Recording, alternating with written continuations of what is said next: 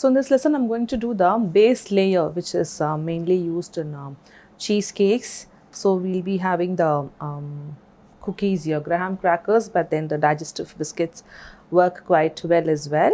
And this is also the base layer that we will be using in the s'mores cake in our course.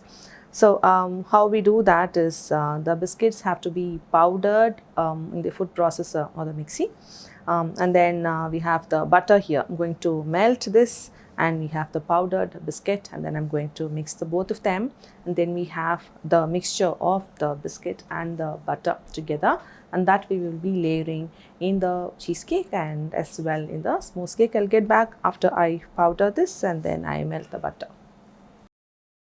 So the biscuits have been powdered fine. Okay, so there could be a little bit of pieces that are not powdered yet. You can just break them together even when you are just going to add the melted butter. Now the butter is melted.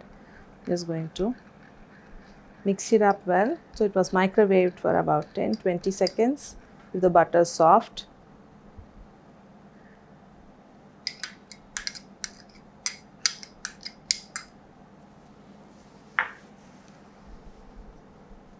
it's going to mix it up.